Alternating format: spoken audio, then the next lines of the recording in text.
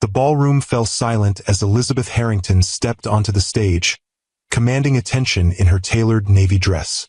The spotlight caught the subtle shimmer of her diamond earrings, the first significant purchase she'd made when her company went public. 300 industry executives watched as she approached the podium, her smile confident, her shoulders back. In the last row, Richard Harrington froze, program clutched in his trembling hands. The ex-wife he'd discarded 7 years ago now stood before him as the keynote speaker at the National Food Industry Conference, her company valued at over $1 billion. Have you ever watched someone's face when they realize the woman they discarded is now worth more than they ever dreamed? When the power dynamic they thought was permanent has completely reversed.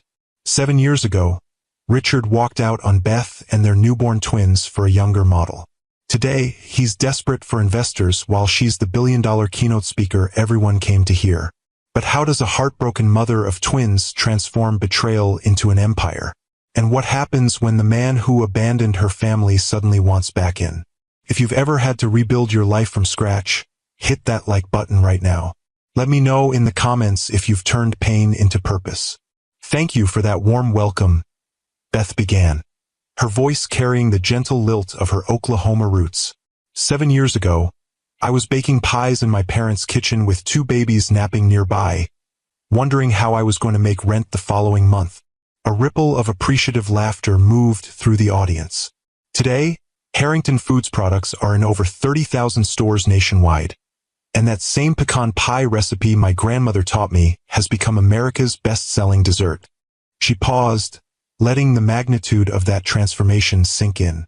But this isn't a story about pie. It's a story about resilience, about finding sweetness in the midst of bitterness, and about the power of believing in yourself when no one else does. Richard sank lower in his seat, the weight of her words pressing against his chest.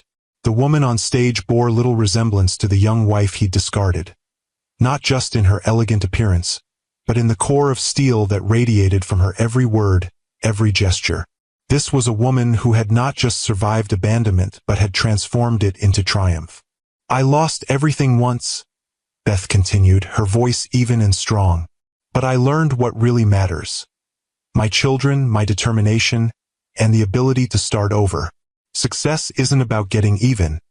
It's about building something that lasts. As she spoke, Richard's mind drifted back to their last night together. The marble kitchen counter in their Dallas townhouse. The twins, just 3 weeks old, sleeping upstairs. Beth's face, still soft from pregnancy, crumpling as he told her he was leaving. At Harrington Foods, we believe in second chances, Beth was saying now. That's why 60% of our workforce consists of women returning to the job market. Many of them single mothers like I was. That's why our foundation provides business grants to women entrepreneurs in underserved communities. And that's why our newest initiative will fund culinary scholarships for young people who, like me, come from backgrounds where fancy business degrees weren't an option. The audience erupted in applause, many rising to their feet. Beth's smile widened as she looked toward the front row, where 2 children sat. A boy and girl, both 7, both watching their mother with unmistakable pride. Thank you, she said as the applause finally quieted. I'll close with this thought. When life hands you bitter lemons, you have 2 choices. You can remain bitter, or you can add sugar, water, and make something refreshing. I chose to make something sweet, not just for myself, but for my children and for the thousands of families who now gather around tables sharing our food and making memories together. As Beth left the stage to a standing ovation, Richard remained rooted in place, overwhelmed by emotions he hadn't allowed himself to feel in years. Pride in what Beth had accomplished, shame for his role in her pain, and a devastating sense of loss for all he had thrown away. The reception following the keynote was crowded with industry leaders eager to speak with Beth. She moved through the room graciously, one hand often resting protectively on Emma or Ethan's shoulder as they stayed close, occasionally shy in the face of so much attention. Ms. Harrington, your speech was inspiring, said a woman from a major grocery chain. We'd love to discuss expanding your holiday line for next season. I'd be delighted, Beth replied, exchanging business cards. My team will reach out next week to set up a meeting. As the woman moved away, Beth felt a shift in the energy around her. A sudden tension. She turned to find Richard standing a few feet away, looking older and diminished in a suit that had seen better days. Their eyes met across the space between them, years of unspoken history hanging in the air. "Beth," he said, his voice rough with emotion. She instinctively drew the twins closer to her sides, a protective gesture she couldn't suppress. "Richard, I didn't know you were attending the conference. I'm here for the real estate development track," he explained, his eyes moving to the children. "These are our children," Beth confirmed quietly. "Emma, Ethan, this is Mr. Harrington." The twins regarded him with curiosity but no recognition. They had seen photos, knew the basic outline of who their father was, but he had been an abstract concept rather than a presence in their lives. "Hello," Emma said politely, while Ethan offered a small nod. Richard swallowed hard, visibly struggling to maintain his composure. "They're beautiful, Beth. They look just like us," she finished for him. "Yes, they do." An awkward silence fell between them, broken when Jessie, Beth's sister-in-law and the twins' beloved aunt, approached. "Beth, the Food Network people are looking for you," she said, casting a wary glance at Richard. "Something about an interview?" "Thank you, Jessie," Beth replied. "Would you mind taking the twins for some refreshments? I'll just be a moment." Once the children were out of earshot, Beth turned back to Richard, her expression composed but guarded. "I didn't expect to see you here, Beth. I had no idea," he said, gesturing vaguely toward the conference hall where she'd spoken. You've done incredible things." She met his gaze calmly. "I did it for our children, Richard. They deserved a mother who never gave up. And yes, I built something big, but I never needed your approval to do it." He flinched slightly at her words, then his gaze shifted to where Emma and Ethan stood by the refreshment table, Jessie helping them select cookies. "They're so grown, and they look just like us. I can't believe how much I missed." Beth nodded gently. "They've grown up happy, loved, and strong, without wondering why their father chose glamour over family." Richard's voice cracked as he spoke. "I made the biggest mistake of my life. Is there any way? Perhaps we should continue this conversation somewhere more private," Beth suggested, gesturing toward a side door that led to a smaller reception room. Once inside, with the door closed behind them, Richard seemed to deflate, sinking into a chair as if his legs could no longer support him. "How did this happen, Beth?" he asked, his voice barely above a whisper. "How did you build all this?" Beth remained standing, maintaining the physical and emotional high ground. "One day at a time, one pie at a time, one decision at a time. But we tried for years to have children," Richard said, shaking his head in disbelief. "And then when the twins finally came, I just left. What kind of man does that?" "The kind who values youth and beauty over substance and commitment," Beth replied, her voice even. "The kind who sees a family as an accessory rather than a blessing." Richard winced at the accuracy of her assessment. "I was a fool." "Yes," Beth agreed simply. "You were." The directness of her response seemed to surprise him. The Beth he had known 7 years ago would have softened the blow, would have rushed to make him feel better even when he was wrong. This Beth had no interest in cushioning his ego. "Tell me what happened," he said finally. "After I left. How did you go from there to this?" Beth considered him for a long moment, weighing whether he deserved to know her story. Finally, she spoke, her voice taking on the cadence of a woman who had told this tale before, but never to the man who had set it in motion. "After you left, I couldn't stay in Dallas," she began. "Every corner of that house reminded me of your betrayal. Every friend who suddenly stopped calling reminded me how quickly people choose sides when money and power are involved." She moved to the window, looking out at the Chicago skyline as she continued. "I took the twins and went home to Tulsa, to my parents' house. I had nothing but a suitcase, 2 newborns, and the $5,000 you left in our joint account before you cleaned it out. Richard had the decency to look ashamed. I thought it would be enough until you. Until I what? Beth interrupted. Found another man to support me? Got a job with no recent work experience and 2 infants to care for? What exactly was your plan for me, Richard? He had no answer. My mother took one look at me standing on her porch with those babies and said, "Child, he did you a favor." I thought she'd lost her mind. Beth smiled at the memory. But she was right. You leaving forced me to find strength I never knew I had. As Richard sat in stunned silence, Beth's mind drifted back to the beginning of their story, to the days when she had believed in him. In them, in the future they would build together. They had met at a charity gala in Dallas 12 years before their divorce. Beth, fresh out of college with a degree in business administration, had been working for a catering company to pay off her student loans. Richard, already showing promise in real estate development at 30, had been immediately drawn to her warmth and authenticity. "You're different from the other women here," he told her that night, helping her clear dessert plates despite the raised eyebrows from his colleagues. "You're real." Their courtship had been a whirlwind. Richard, ambitious and charismatic, had swept Beth off her feet with his grand visions and unwavering confidence. Within 6 months, they were married, settling into a modest apartment in Dallas as Richard worked to establish his own development company. Those early years had been lean but happy.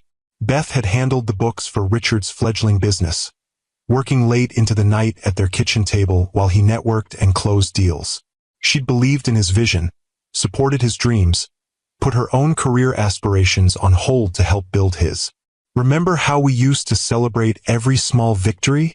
Beth asked, her voice softening with the memory. "That first successful renovation project in Oak Cliff.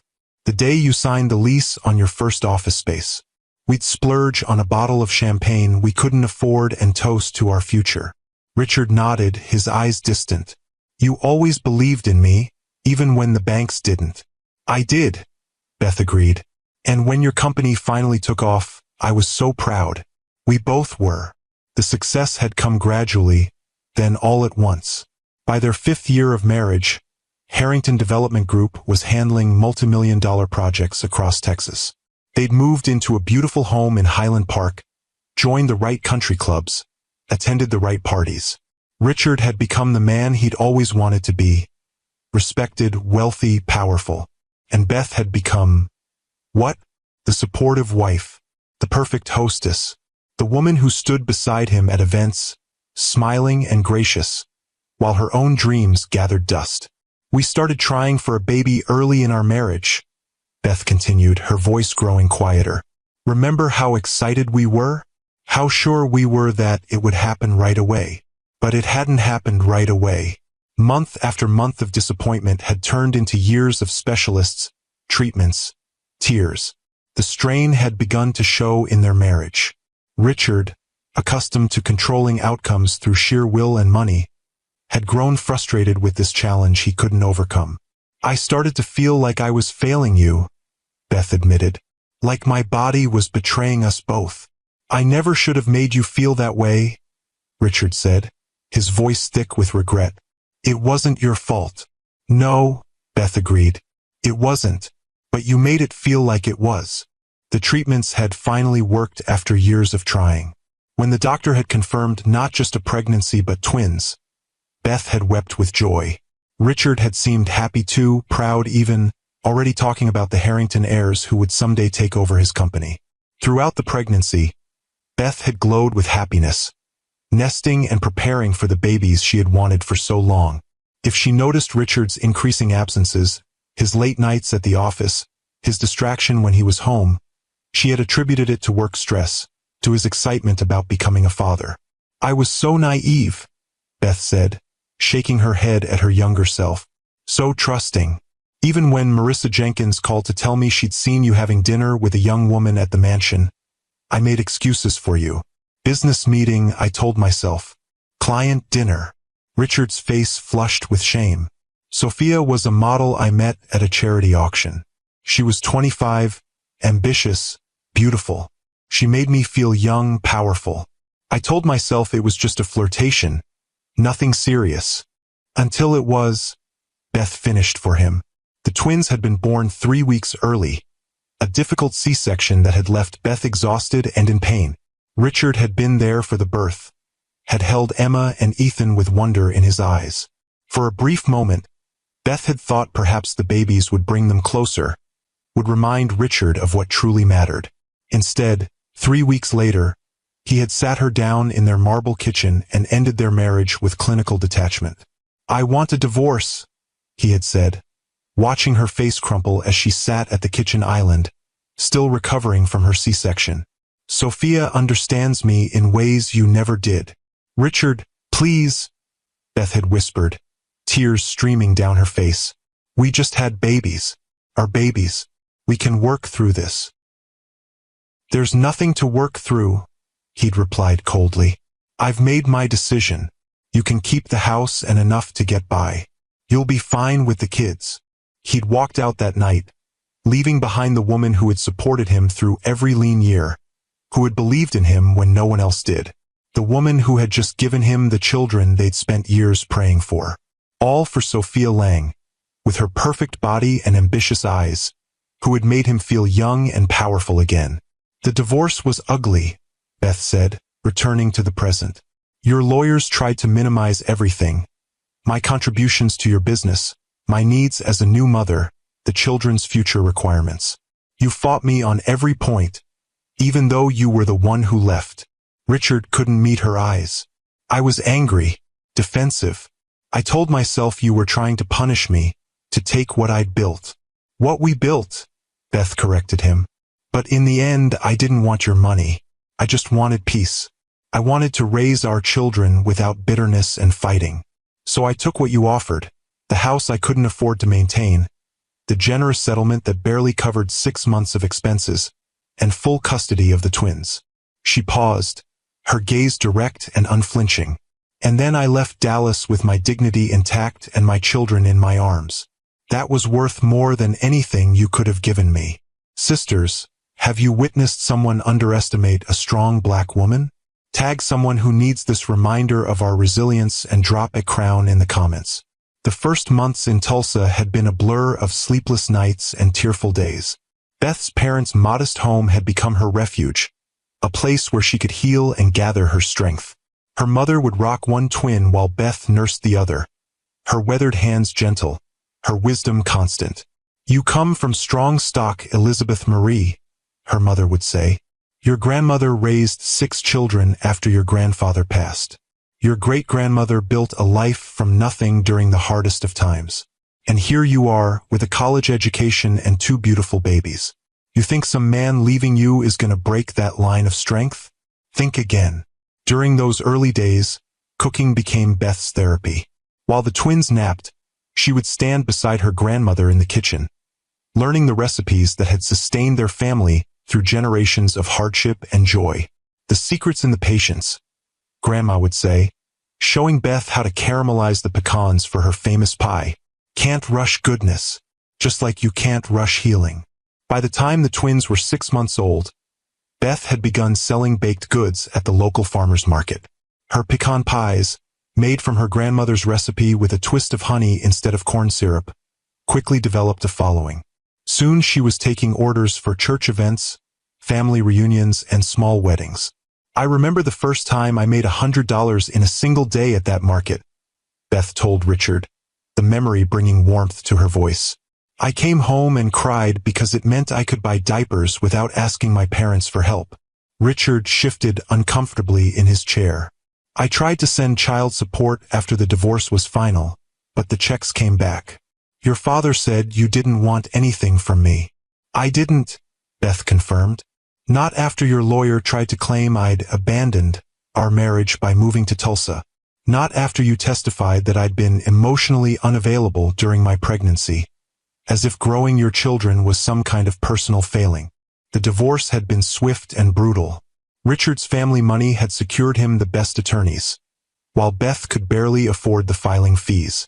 In the end, she had walked away with nothing but her maiden name restored and full custody of the twins, the only thing she had truly wanted.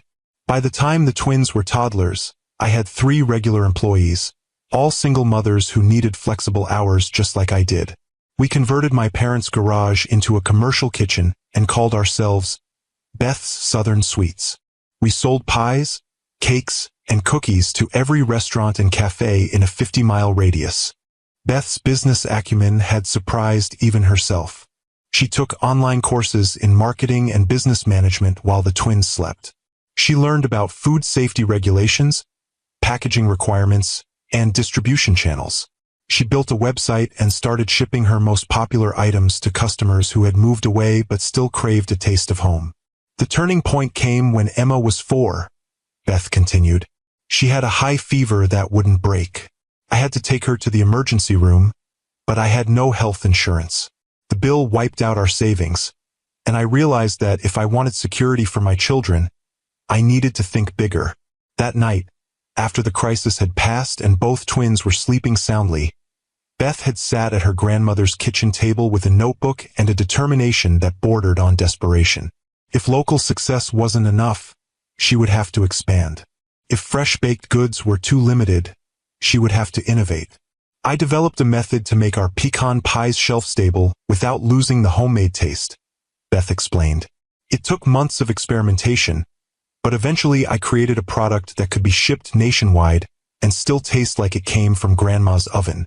With her new product ready, Beth had approached local banks for a loan to scale production. The rejections had been unanimous and often condescending. One loan officer actually suggested I find a husband to co-sign, Beth said with a bitter laugh. As if my business plan, growing sales, and perfect credit weren't enough because I was a single black mother. Richard winced. That sounds like something I would have said back then. Yes, Beth agreed. It does. The breakthrough had come through an unexpected channel. One of Beth's regular customers, a producer for a regional home shopping network, had invited her to showcase her pies on a special holiday episode. I was terrified, Beth admitted. I'd never been on television before, but I knew this was my chance, so I put on my best dress, practiced my pitch until I could recite it in my sleep, and drove to the studio with a car full of pies. The segment had been scheduled for 10 minutes. Beth had sold out of her entire inventory 500 pies in 7. The switchboard had lit up with calls from viewers across the South, eager to taste the pecan pie that the host had described as heaven on a plate. The network called the next day and offered me a regular spot, Beth said, a smile playing at her lips. Suddenly, I had orders coming in faster than I could fill them. I needed a real production facility, more staff, better equipment. This time, when Beth approached the banks, she brought with her purchase orders and a contract with the shopping network. The loans were approved, and Beth's Southern Sweets moved into its first real factory, a small facility on the outskirts of Tulsa with 20 employees, most of them women returning to the workforce after raising children or leaving difficult situations. We started with regional grocery chains in the South, Beth explained, places where people understood the cultural significance of soul food and appreciated authentic flavors. Within 2 years, we were in every major supermarket across the Southeast. National expansion had followed, along with an expanded product line that included gourmet cookie mixes, healthier versions of classic desserts, and Beth's signature shelf-stable pies in various flavors. Each product featured her grandmother's recipes as a foundation, adapted for modern tastes and needs. People weren't just buying food, Beth said. They were buying connection to tradition, to family, to something authentic in a world of processed convenience. As she spoke, Richard's expression shifted from shock to something like awe. You did all this while raising our children alone? I did, Beth confirmed. And I didn't do it to prove anything to you, Richard. I did it because I refused to let your choices determine our future. 5 years after launching her first product line, Beth had rebranded the company as Harrington Foods Incorporated, a decision that had surprised many who knew her story. Why keep his name? Her mother had asked when Beth shared the new logo designs. Because I earned it, Beth had replied simply. 12 years of marriage, 2 beautiful children, and now a company that will be their legacy. The Harrington name is as much mine as it is his, maybe more so now.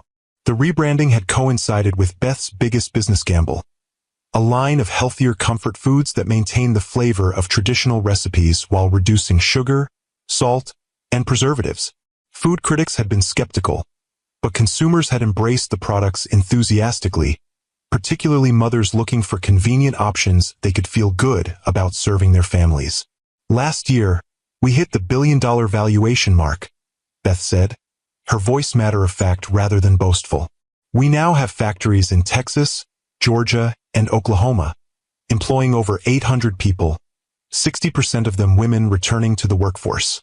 Our foundation provides grants to women entrepreneurs and funds culinary scholarships for young people from disadvantaged backgrounds.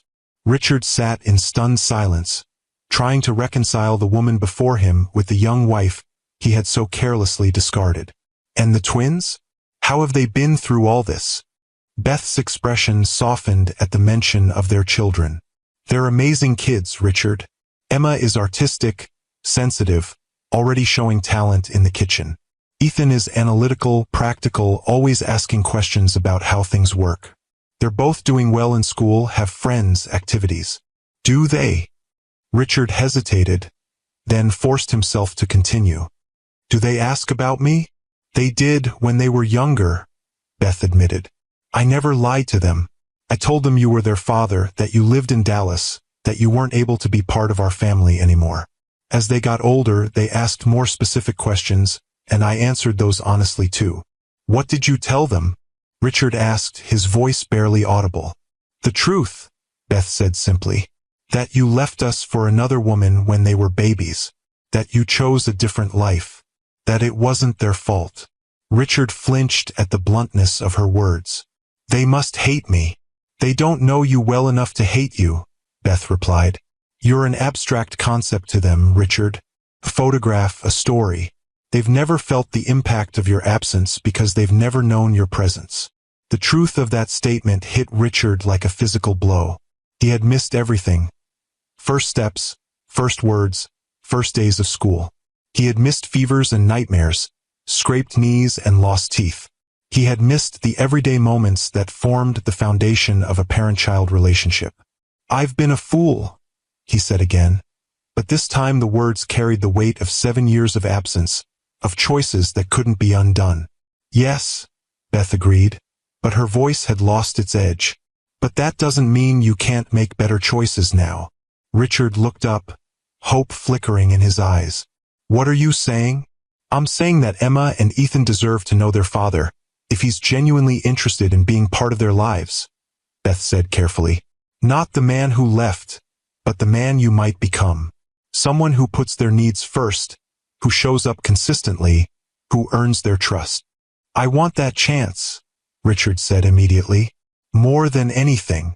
Beth studied him, searching for sincerity in his expression. It won't be easy. They're 7, not babies anymore. They have opinions, feelings, questions you'll need to answer. And I won't allow you to disappoint them again. I understand. Richard nodded, his voice steady despite the emotion threatening to overwhelm him. I'll do whatever it takes. Whatever you think is best. We'll start slowly, Beth decided. Supervised visits, perhaps once a month. If that goes well, we can discuss more regular contact. Relief washed over Richard's face. Thank you, Beth. I don't deserve your kindness. This isn't about what you deserve, Beth replied honestly. It's about what's best for Emma and Ethan. They should know where they come from. All of it, the good and the bad. A knock at the door interrupted their conversation. Jessie poked her head in, her expression concerned. Beth, the twins are getting tired, and you have that early flight tomorrow. Thank you, Jessie, Beth said, rising from her chair. I'll be right there. As Jessie withdrew, Beth turned back to Richard. I'm staying at the Peninsula. Why don't you come by tomorrow morning around 9? You can have breakfast with us before we leave for the airport. It would give you a chance to talk with the twins in a casual setting. I'd like that very much, Richard said, standing as well. Beth, don't, she interrupted gently. Don't make promises or declarations. Just show up tomorrow. Be kind to our children, and we'll go from there. Richard nodded, understanding the wisdom in her words. 9 o'clock. I'll be there. As Beth moved toward the door, Richard spoke again, his voice soft but clear. For what it's worth, I'm proud of you. What you've built, who you've become, it's extraordinary. Beth paused, her hand on the doorknob. Thank you, she said simply. But I didn't do it for your pride or approval. I did it for myself, for our children, and for every woman who's ever been told she wasn't enough. With that, she left the room, her head high, her steps confident.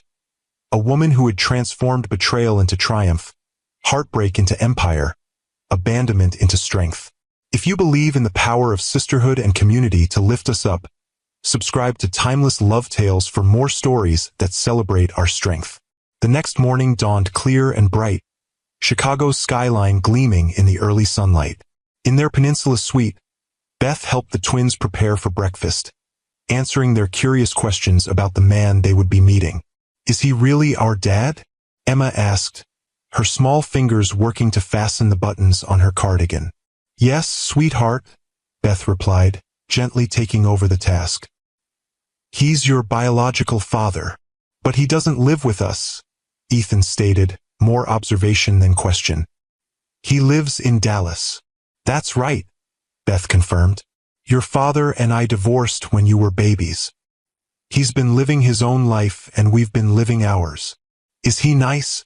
Emma wanted to know, her amber eyes, so like Richard's, wide with uncertainty. Beth chose her words carefully. He seems to want to get to know you both, and that's a good thing. You can decide for yourselves what you think of him. A knock at the door ended their conversation. Beth smoothed her cream silk blouse, took a deep breath, and went to answer it. Richard stood in the hallway, looking more put together than he had the previous day. He'd clearly made an effort, his suit pressed, his hair neatly combed, a small gift bag in each hand. Good morning, he said, his voice betraying his nervousness. I hope I'm not too early. Right on time, Beth assured him, stepping back to allow him entry. The twins are ready for breakfast. We can eat here in the suite. I ordered room service. Richard nodded gratefully, understanding that Beth had chosen a private setting for this first real meeting. As he entered the living area of the suite, he saw Emma and Ethan sitting side by side on the sofa, their postures mirror images of cautious curiosity. Hello, he said, stopping a respectful distance away. I'm Richard. It's very nice to meet you both. Emma, always the more outgoing of the two, spoke first. I'm Emma. I'm 7.5. This is my brother Ethan.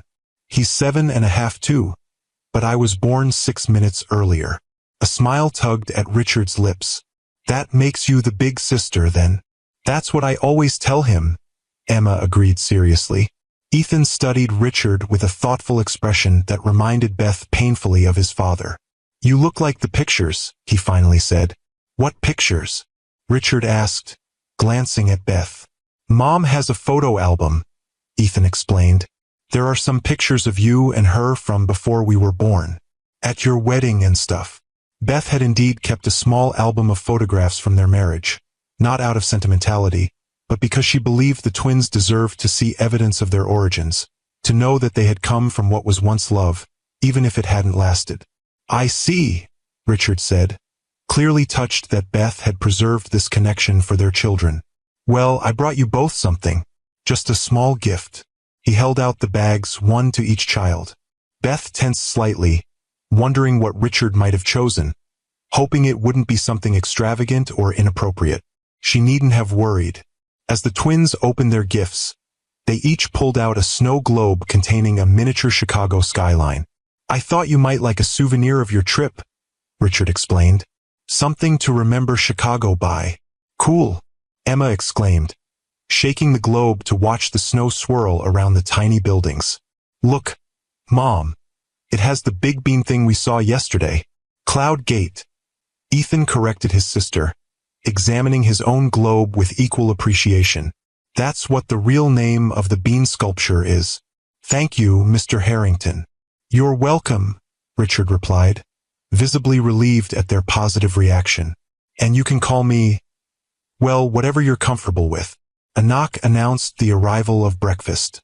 As Beth directed the hotel staff in setting up the meal on the suite's dining table, Richard took the opportunity to engage with the twins, asking them about their visit to Chicago, their favorite subjects in school, their hobbies. His questions were genuine, his attention focused entirely on their responses. By the time they sat down to eat, some of the initial awkwardness had dissipated. The twins, with the remarkable adaptability of children, had begun to relax in Richard's presence, though they still looked to Beth for reassurance when uncertain. "Mom says you build buildings," Ethan said as he carefully spread jam on his toast. "Like, big ones?" Richard nodded. "That's right. My company develops real estate, office buildings, shopping centers, apartment complexes." "Do you build them yourself?" Emma asked, clearly picturing Richard in a hard hat with a hammer. Richard chuckled. "No, I hire architects to design them and construction companies to build them. My job is more about finding the right locations, securing financing, and overseeing the projects." "Mom builds things too," Ethan said proudly. "She built a whole company."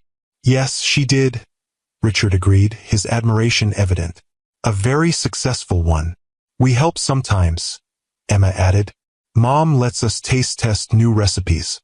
I liked the chocolate pecan pie best, but Ethan likes the original better."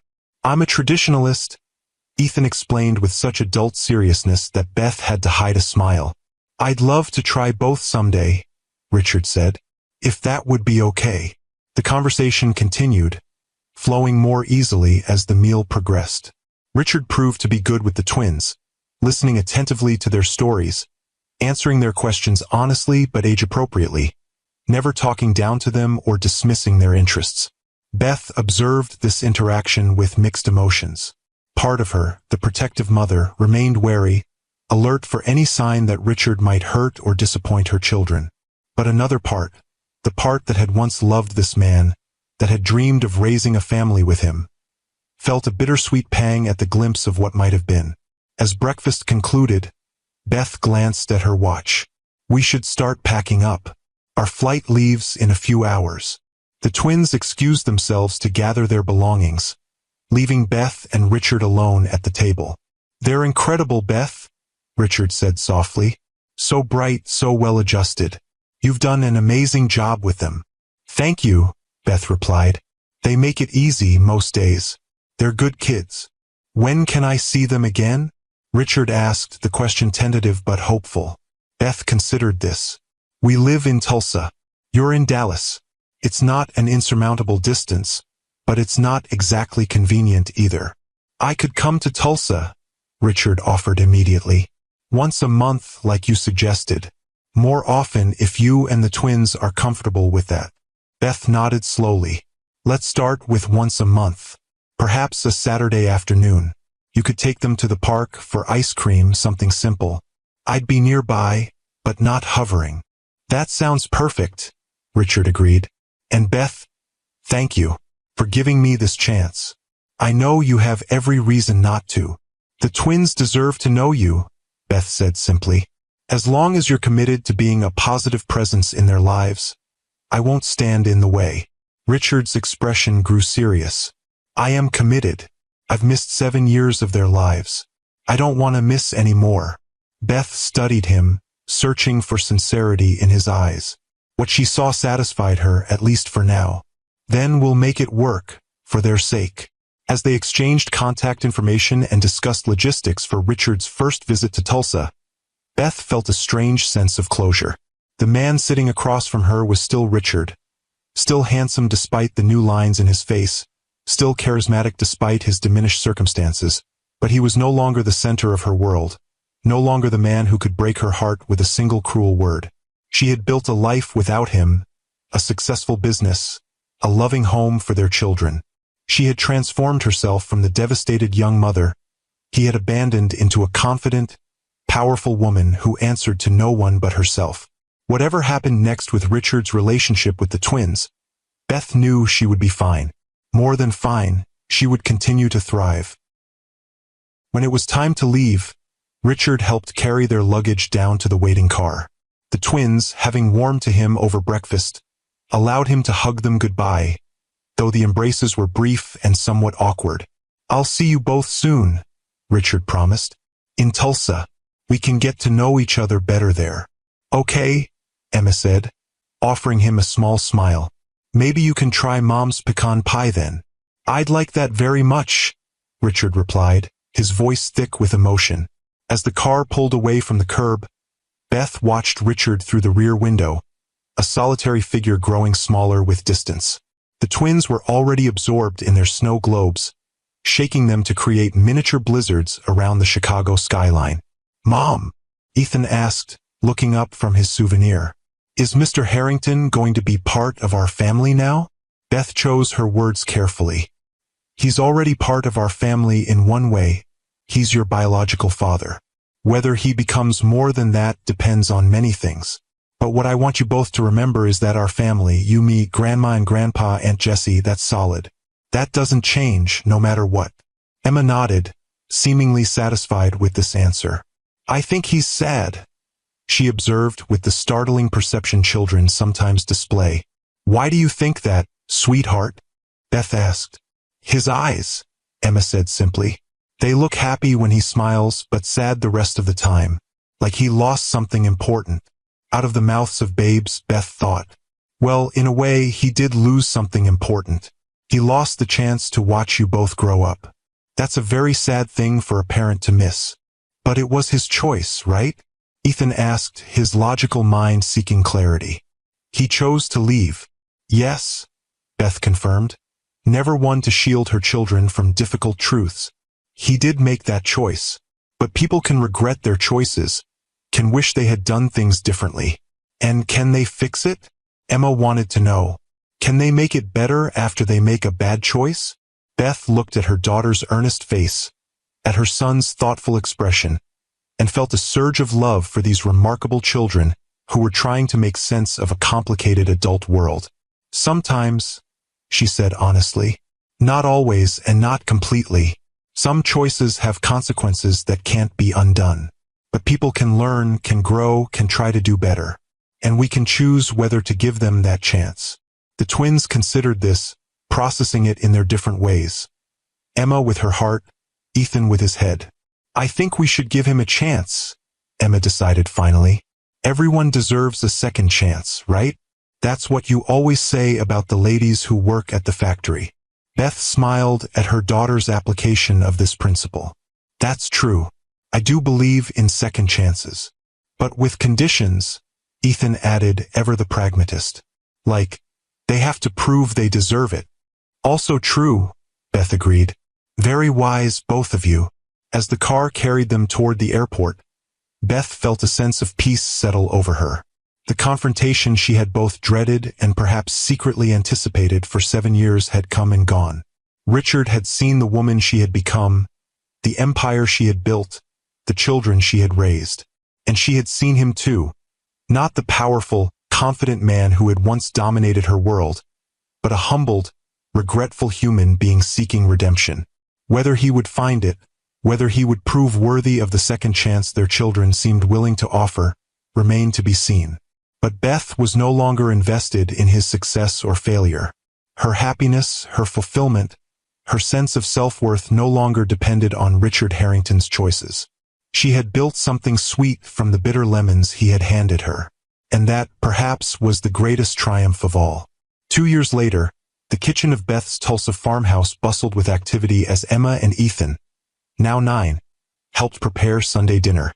The spacious, warm space was the heart of their home. Professional-grade appliances alongside cherished family heirlooms, the perfect blend of Beth's past and present. Mama, is Daddy coming today? Emma asked, carefully measuring flour for the biscuits. Yes, sweetheart, Beth replied, checking the roast chicken in the oven. He'll be here at 4. Over the past 2 years, Richard had slowly earned a place in the twins' lives. It began with supervised visits at a park near Beth's home. Awkward at first, but gradually warming as he genuinely tried to know his children. He never missed a scheduled visit, brought thoughtful gifts rather than showy ones, and most importantly, listened to them with real interest. The transition from Mr. Harrington to Daddy had happened naturally, about 6 months into their new relationship. Emma had used the term first, Ethan following a few weeks later, each child moving at their own pace toward acceptance. For his part, Richard had proven more committed than Beth had dared to hope. When his development company finally folded under the weight of bad investments and market shifts, he had made a decision that surprised everyone. He moved from Dallas to Tulsa, taking a position teaching real estate courses at Tulsa Community College. The salary was modest compared to his former wealth, but it provided stability and, surprisingly, satisfaction. He's good at teaching, Ethan had reported after sitting in on one of Richard's classes during a school career day. People listen to him. He explains things so they make sense. The doorbell rang precisely at 4 o'clock. Richard was nothing if not punctual these days. "I'll get it," Ethan called, racing to the front door with Emma close behind. Beth wiped her hands on a dish towel, listening to the children's excited greetings. Richard's deeper voice responded warmly, asking about their week at school, complimenting something they'd made. When they entered the kitchen, Richard was carrying a small potted plant, a peace lily, rather than his usual bouquet for the table. "I thought this might last longer," he explained, setting it on the counter. "The florist said they're easy to care for." "It's lovely," Beth said, genuinely appreciative of the thoughtfulness. "Thank you." Richard looked better these days, still older than his 51 years, but healthier. The bitterness that had etched lines into his face had softened, replaced by the gentler marks of laughter and genuine emotion. "Something smells amazing," he commented, keeping a respectful distance as Beth moved around the kitchen. "Grandma's roast chicken," Emma informed him proudly, "with rosemary from our garden. And I made the biscuits," Ethan added. "Well, Mama helped with the oven part." Richard smiled at his son. "I can't wait to try them." The dynamic between them had evolved into something none of them could have predicted 2 years ago. Not a reconciliation between Beth and Richard, that chapter was firmly closed, but a new kind of family arrangement built on mutual respect and the shared love of 2 remarkable children. Richard had his own apartment in Tulsa now, a modest 2-bedroom where the twins had their own space for weekend stays. He attended their school events, sports games, and recitals. He helped with homework, particularly math, which had never been Beth's strong suit. He had become, against all odds, a good father. As they settled around the dining table, Beth at one end, Richard at the other, the twins between them, Beth felt a sense of peace that had been hard-won. This wasn't the family she had imagined when she'd married Richard in her 20s, starry-eyed and believing in forever.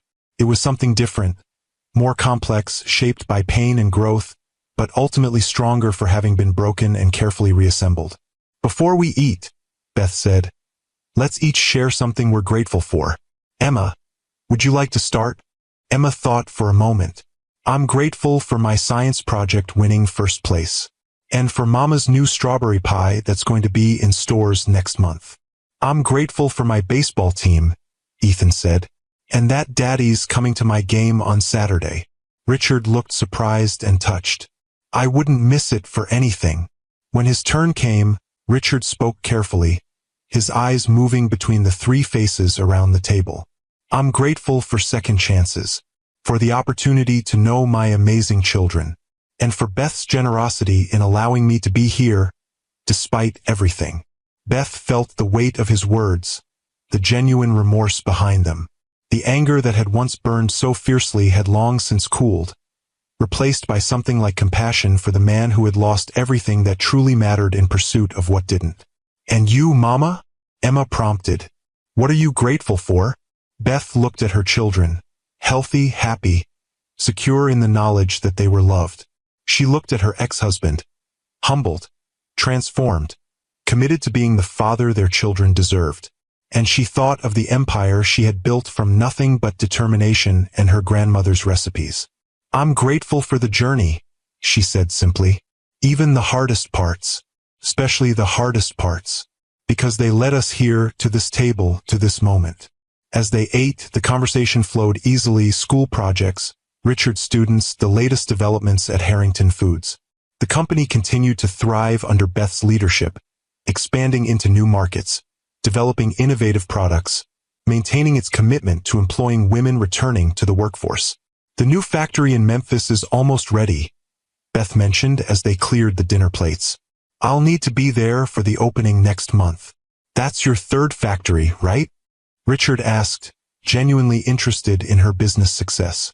Fourth, Beth corrected. We opened the one in North Carolina last year. Mom's picture was in Forbes magazine, Ethan informed his father proudly. They called her the billion-dollar queen of comfort food. Richard smiled. A well-deserved title.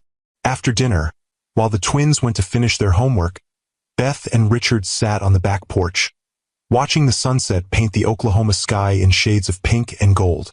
These quiet moments had become part of their new routine, a time to discuss the children, to coordinate schedules, to maintain the respectful co-parenting relationship they had worked hard to establish.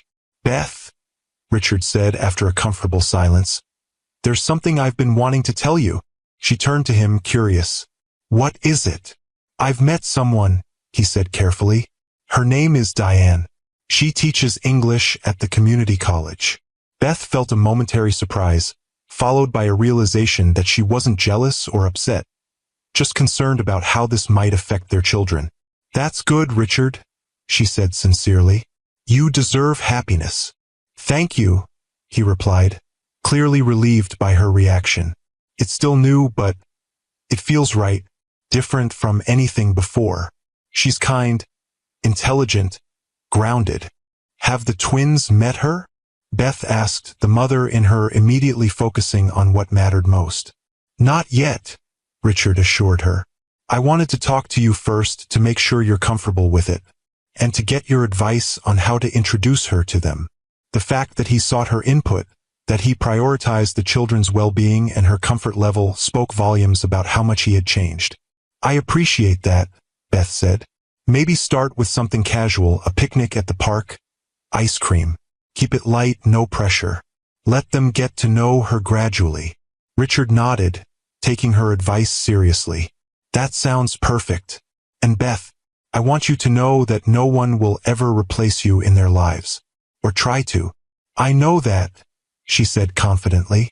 Our children know who their mother is. That's never been in question. They sat in companionable silence for a few more minutes before Richard spoke again, his voice thoughtful. Do you ever think about how differently things might have turned out?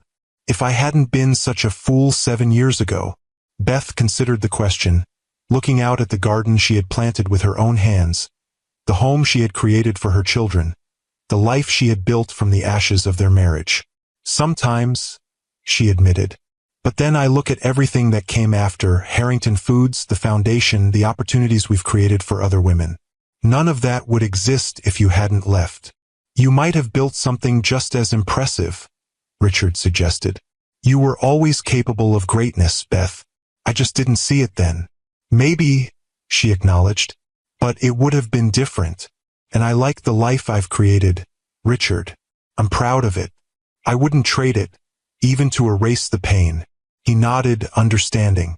You turned betrayal into triumph. Not everyone could have done that.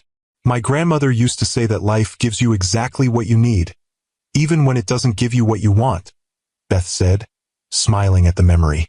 I didn't understand what she meant until I had to rebuild my life from scratch. Inside the house, they could hear the twins laughing about something, the sound carrying through the open windows. The simple joy in that laughter was the greatest testament to the healing that had taken place, to the resilience of children when surrounded by love and stability.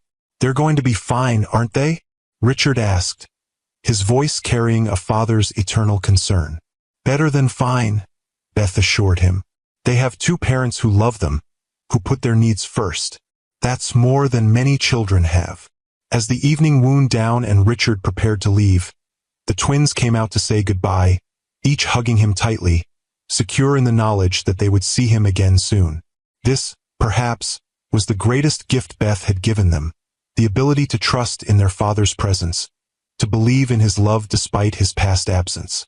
See you Saturday, Daddy, Ethan reminded him. Game starts at 10. I'll be there early, Richard promised. Front row. After the twins went back inside, Richard turned to Beth one last time. "Thank you," he said simply, "for everything." She understood all that those two words encompassed. Thank you for raising our children with such love and wisdom. Thank you for allowing me back into their lives.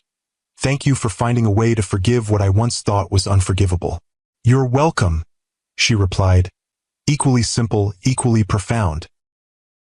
As Richard drove away, Beth remained on the porch for a moment, breathing in the sweet evening air. The journey from abandoned wife to billion-dollar CEO had been long and often painful, but standing here now, with her children safe inside the home she had created, with her business thriving beyond her wildest dreams, with peace in her heart where bitterness had once resided, Beth knew one thing with absolute certainty. She had not just survived, she had transformed. And in that transformation, she had discovered a strength, a purpose, and a joy that no betrayal could ever diminish. This story reminds us that our greatest setbacks can become our most powerful comebacks. Share this with a sister who needs to hear that her story isn't over yet. And if you want more empowering tales like Beth's, hit that notification bell so you never miss a new video from Mr. Harrison. Remember, Queens, when life hands you bitter lemons, you have two choices. You can remain bitter, or you can add sugar, water, and make something refreshing. Choose to make something sweet, not just for yourself, but for all those whose lives you touch. Your greatest triumph may be waiting on the other side of your deepest pain. In the words of Beth's grandmother, life gives you exactly what you need, even when it doesn't give you what you want. Trust the journey, embrace your strength, and know that you are capable of transforming any betrayal into a billion-dollar blessing. Until next time, this is Mr. Harrison, reminding you that your story isn't defined by those who walk away. It's defined by how magnificently you rise after the fall.